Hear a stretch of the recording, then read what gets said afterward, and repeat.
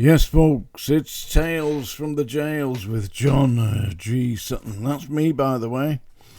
And do please, I ask all the time, like and subscribe. Leave your comments as well. Some good comments yesterday. Today we're going to be talking about the grooming gangs scandal. Yes, folks, all the news that's unfit to print, and it's here. And that report, it's serious stuff. Our noble leader, two-tier Keir Starmer, commissioned Baroness Casey to report on the grooming gangs issue in January, and she's just produced her report now. You'll be able to see it. Just Google it. Have a look on the BBC, and you can see that, but I'll give you some of the gist of it here. She found that there was a reluctance of local areas to face up to the facts. What basically does that mean? It means that there was some kind of unwritten warning to the authorities, the local authorities, i.e. the police, the councils, social services, that they were not to look into the ethnicity of the actual offenders in this because it may stir up racial hatred. That was basically what it was. She also said there was a failure of public policy. So that's basically leadership, isn't it? Yeah, public policy. Who's it made by? Parliament. Well, come on, Parliament. Now you've got some kind of notification here from Baroness Casey that you're failing to fulfill your sworn public duty to protect the public. Time to get on with it. She also found in her report that there was a disproportionality of groups-based child sexual exploitation of offending men of Asian ethnicity. Now that is going to create a great deal of tension in society. She also pointed out that a number of these men of Asian ethnicity were in fact illegal migrants. You can imagine why there has been a failure of public policy and a reluctance to face the facts, because it's what everybody knew but nobody would admit to, that there have been groups of individuals of ethnic minority groups who have been forming themselves into gangs and seriously abusing underage girls, usually girls 12 to 14, that area.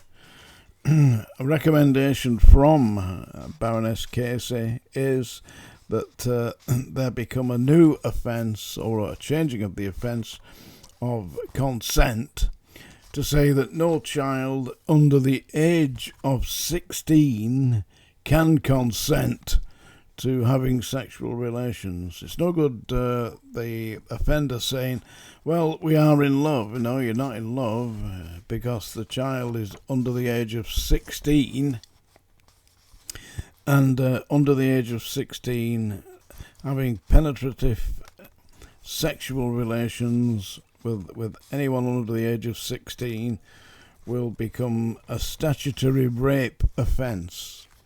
With all that goes with it, you can get sentenced to life for such things. Of course, we end up in the problem that these groups of ethnic minority sex offenders are going to end up in the prisons.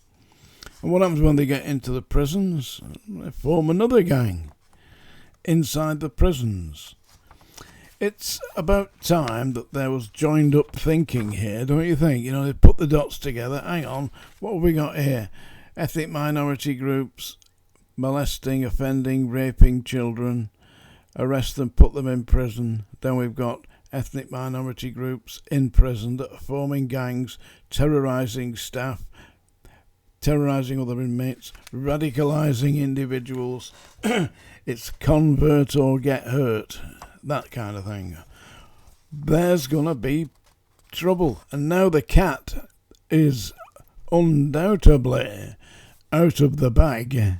Where does all this go? Well, that's why, that is absolutely why there's been a reluctance to face up to the facts. Because the facts are unacceptable. Running out of control. I'm not quite sure how to help you with that. Well, thank you very much. That was a little interjection from my Alexa. Mm-hmm. But anyway, let me get back to this. So there is now going to be a statutory national inquiry into the full extent of the problem of grooming gangs. They call it the grooming gangs scandal. And what are they going to find? Well, because police forces have not been recording the ethnicity, not up to now anyway, most of them haven't, the ethnicity of offenders, they're going to have to implement a new directive to all police forces, all social services networks, to actually record the ethnicity of the offenders. And we will see that there is a pattern developing.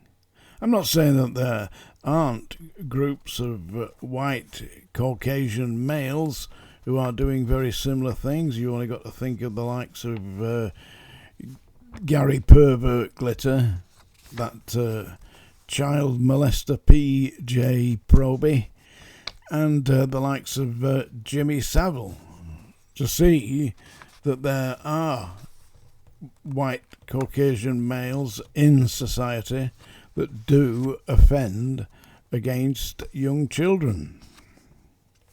But now they're going to actually look at this very carefully. The national inquiry will no doubt be instituted very soon. Let's hope that they bring their report within a reasonable period of time and not the usual 2 or 3 years or more. Let's hope that they get this out and action can then be taken.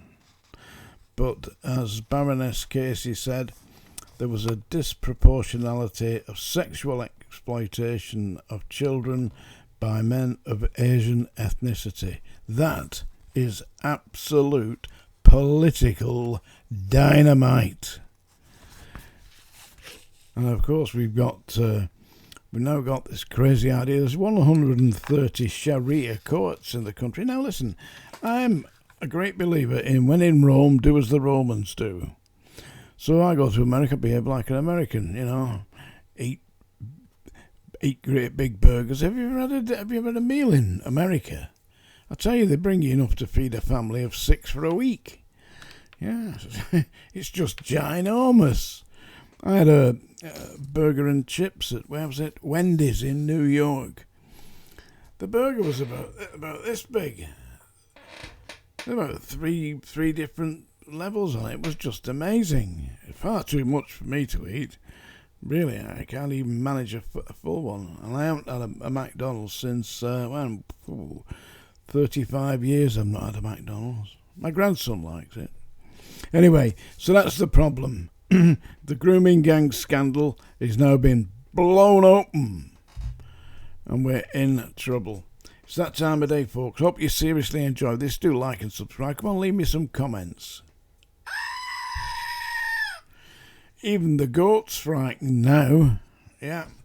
No, that was just a little one. And I'm very pleased to say, I'm going to read you this. This is a little poem that's been written by one of our regular contributors here. This is written by Larry the Goat Herd.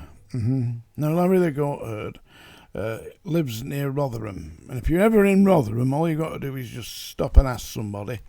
Just say, do you know that mad bastard who keeps goats? And they'll tell you where he lives.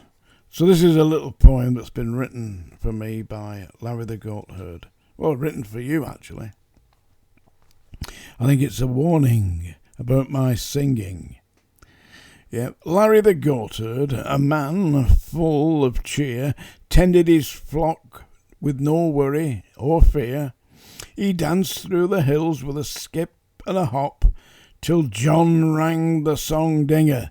Then all joy came to a stop. A single note rang wobbly and sour, the birds took flight, the goats turned dour. Larry's eyes widened, his knees went weak, for John's singing could make grown men shriek. "Run for the hills!" Larry cried in despair, clutching his goat with wind-blown hair. Hooves and feet pounded a desperate flight as John's song echoed deep into the night. They cleared the valley, they crossed the brook. The goat prayed silently, Larry just shook. And though they escaped, their ears slightly bent, Larry still shivers when John's song makes him lament. Well, thank you very much for that, Larry the Goat Herd. I'm sure that everybody here was delighted with your prose. Dylan Thomas has nothing to worry about, does he? Touch of the John Cooper Clark's, mind. And it's that time of day, folks. We've had the screaming goat, so what have we got next? Yes, folks. That's the song dinger. Yeah, he's got his goat. He's running for the hills. You can't blame him, can you? This is going to be crap. But seeing as we're talking about young children, I thought I'd do a little song here with young in the title. Yeah. So this was originally recorded by Frank Sinatra. It's Young at Heart. Fairy tales can come true. It can happen to you if you're young at heart. For it's hard, you will find, to be narrow of mind if you're young at heart. You can go to extremes with impossible schemes. You can laugh when your dreams fall apart at the seams, and life gets more exciting with each passing day, and love is either in your heart or on its way.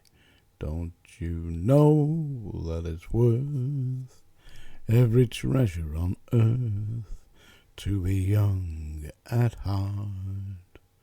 For as rich as you are, it's much better by far to be young at heart. And if you should survive to 105, look at all you'll derive out of being alive. And here is the best part: you have a head start if you are among the very young at heart. There you go. Frank Sinatra, Eat Your Heart Out. What do you reckon? Tales from the Jails, John G. Sutton. Like and subscribe. Comments down below. Buy my book. Book early.